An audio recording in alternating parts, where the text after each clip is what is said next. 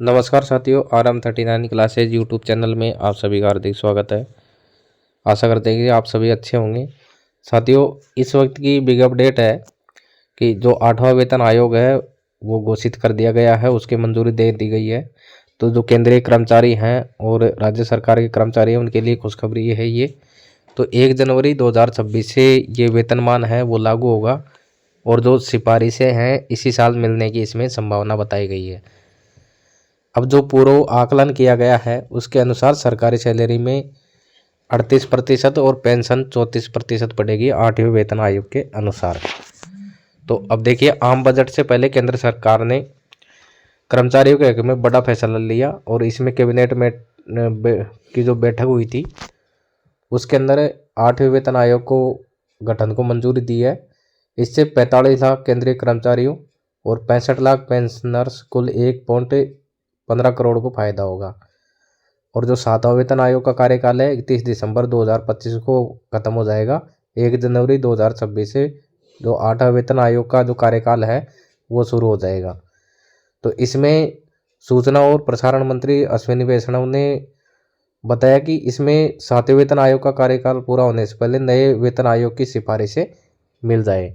तो यानी जनवरी 2025 चल रही है और 31 दिसंबर 2025 तक इसका कार्यकाल है 7वें वेतन आयोग का। तो लगभग 11.5 महीने का समय है सरकार के पास में। तो सिफारिशें हैं जो अभी संभावना जताई जा रही है कि इसी साल मिल जाएगी। तो इसके अंदर अभी तक 7 वेतनमान है वो बन चुके हैं, ये 8वां है। अब इसमें नए वेतन आयोग के जरिए नए वेतन आयोग के लिए जो चेयरमैन है और 2 सदस्यों की नियुक्ति जल्द की जाएगी। जो कमेटी बनाई जाएगी 3 सदस्यों की, वो अपनी सिफारिशें हैं वो केंद्र सरकार को सौंपेगी। उसके बाद में केंद्र सरकार इस पर फैसला करेगी किस प्रकार से 8वें वेतन आयोग में बढ़ोतरी की जाएगी। तो अब देखिए, राजस्थान में अभी 2017 में 7वां वेतन आयोग लागू हुआ था और पंजाब में अभी तक नहीं हुआ है ये। तो हरियाणा, गुजरात, मध्य प्रदेश, छत्तीसगढ़ और महाराष्ट्र में 7वां वेतनमान अलग अलग साल घोषित 2016 से लागू था ये। और राजस्थान, बिहार और झारखंड ने 2017 में लागू किया था और पंजाब में अभी तक लागू नहीं है।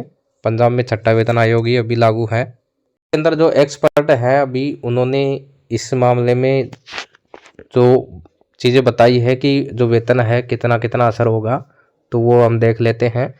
तो इसमें न्यूनतम वेतन 18,000 से बढ़कर के 46,000 रुपये और ग्रेजुएटी भी करीब 2.5 गुना तक बढ़ जाएगी। तो देखिए, उच्चतम वेतन में कितनी वृद्धि संभव है। तो उच्चतम जो वेतन है लेवल 8, तो उसमें देखिए 7वें वेतनमान में क्या है। तो उच्चतम ग्रेड वाले सेक्रेटरी लेवल के अधिकारी का मूल वेतन अभी 2.5 लाख रुपये है 7वें के अनुसार। और इनके वेतन में महंगाई भत्ता नहीं जुड़ता है, इसलिए 2.7 के फिटमेंट फैक्टर के आधार पर 8वें वेतन में इनका वेतन बढ़कर के 6.40 लाख रुपए हो जाएगा। और इसकी ग्रेजुएटी पे भी असर पड़ेगा। तो ग्रेजुएटी की अधिकतम जो सीमा है 30 लाख रुपए है। अगर सरकार ने नहीं बढ़ाई तो ये यथावत रहेगी। अभी सरकार के ऊपर है कि ग्रेजुएटी की जो सीमा है वो बढ़ाती है या नहीं बढ़ाती है, लेकिन इसमें जो वेतन है उसमें बहुत ज़्यादा इसमें बदलाव होगा। और अन्य क्या फायदे होंगे, तो केंद्रीय कर्मचारियों को 34 माह के मूल वेतन के बराबर होम लोन जो 8.5% के हिसाब से ब्याज पर मिलता है। 6ठे वेतनमान में ये जो लोन की राशि है वो 7.5 लाख थी और 7वें में 3.2 गुना बढ़कर 25 लाख के करीब पहुंच गई। और 8वें वेतनमान में यह बढ़कर के 80 लाख रुपए हो जाएगी। तो अभी देखिए, जो दूसरा फायदा ये है कि जो होम लोन लेते हैं उसके अंदर, तो इसमें होम लोन में 8.5% ब्याज के हिसाब ब्याज पर होम लोन मिलता है।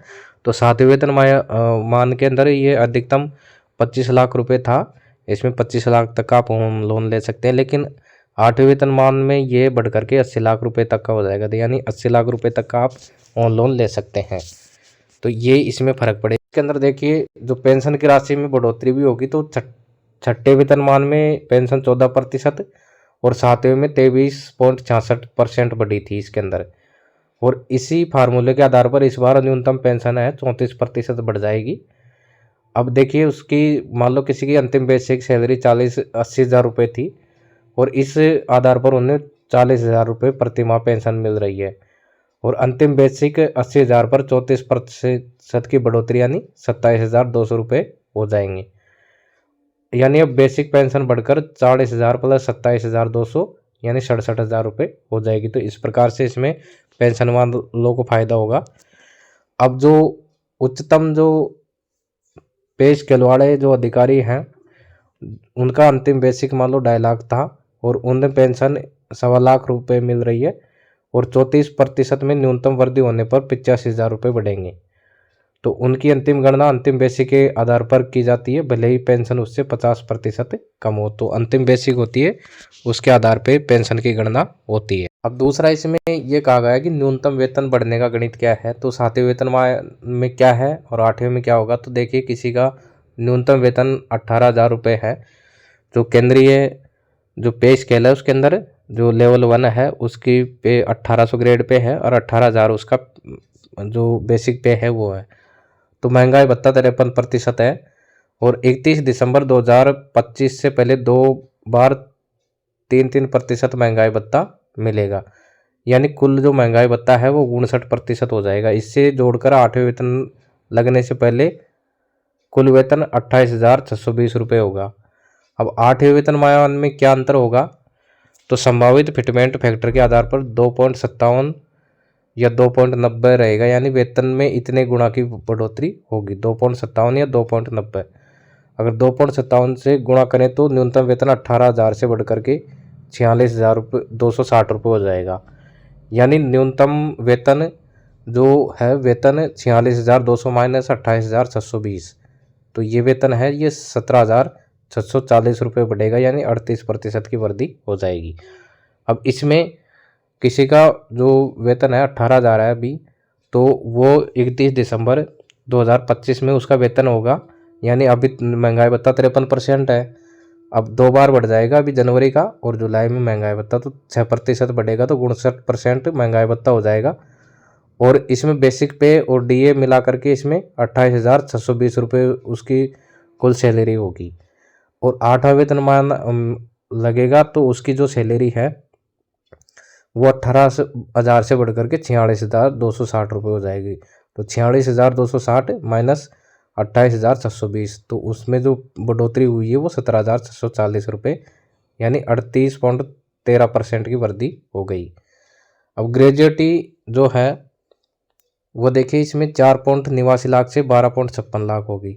अगर मूल वेतन 18,000 रुपये और महंगाई भत्ता 10,620 है तो इसका जोड़ 28,260 है। तो इसमें 26 का भाग देंगे तो इसमें दैनिक वेतन निकलेगा 1,087 रुपये और इसमें 15 का गुणा करने पर आधे माह का वेतन होगा 16,305। अगर उसने 30 साल नौकरी की है तो उसकी ग्रेजुएटी सीमा जो होगी 16,350 गुणा 30 यानी 4.89 लाख रुपये।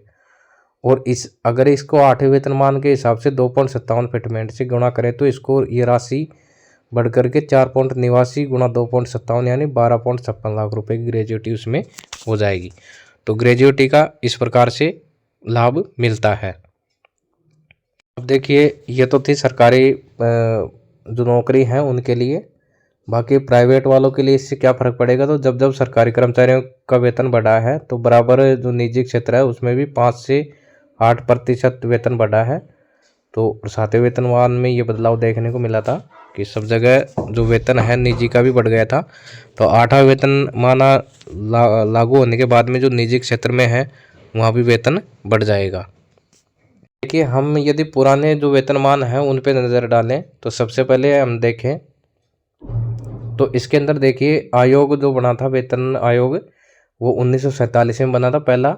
और इसमें न्यूनतम सैलरी है वो 55 रुपये थी मात्र और पहली बार बना था और इसमें 15 लाख कर्मचारी थे।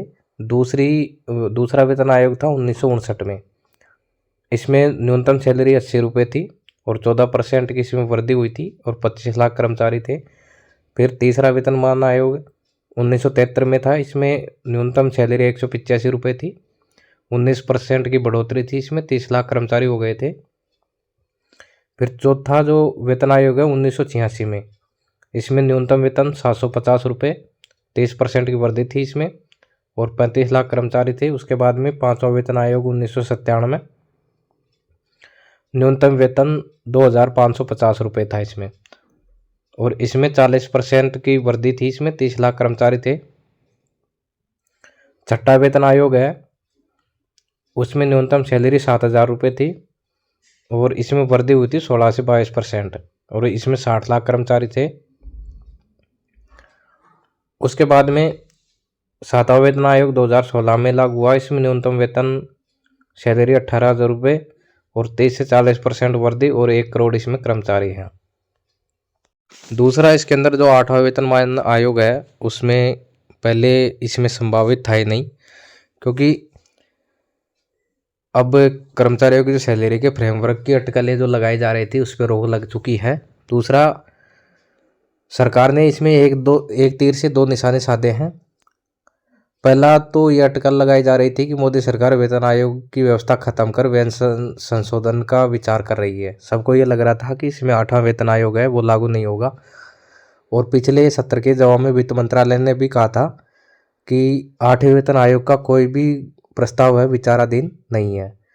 और दूसरा इसमें कारण है कि दिल्ली में अगले महीने विधानसभा चुनाव है, तो इस कारण से भी सरकार ने ये निर्णय लिया है, क्योंकि पहले ऐसी कोई सूचना नहीं थी वित्त मंत्रालय के पास भी कि 8वां वेतन आयोग लागू होगा। क्योंकि कई बार पीयूष गोयल ने भी कई बार वो कह चुके हैं, स्पष्ट कर चुके थे इस बात को कि 8वां वेतनमान लागू करने का अभी कोई प्रस्ताव उनके पास नहीं है।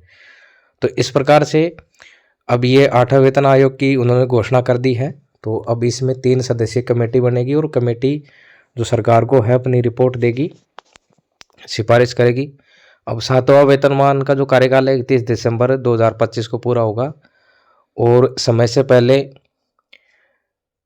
नए आयोग की मंजूरी देकर केंद्र ने अपने कर्मचारियों को साधने का प्रयास किया है, और नए वेतन आयोग का गठन है 2026 में होगा, और लगभग 2 साल में उसकी सिफारिशें आएगी। लोकसभा के जो चुनाव है 2029 में होने हैं।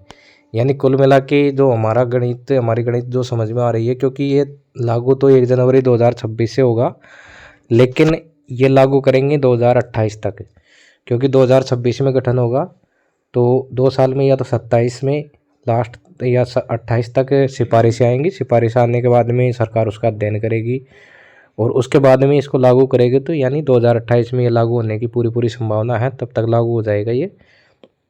इसका लाभ है 1 जनवरी 2026 से मिलेगा, क्योंकि लोकसभा चुनाव के कारण ये उसको उसी टाइम पे लागू करने की इसमें संभावना है।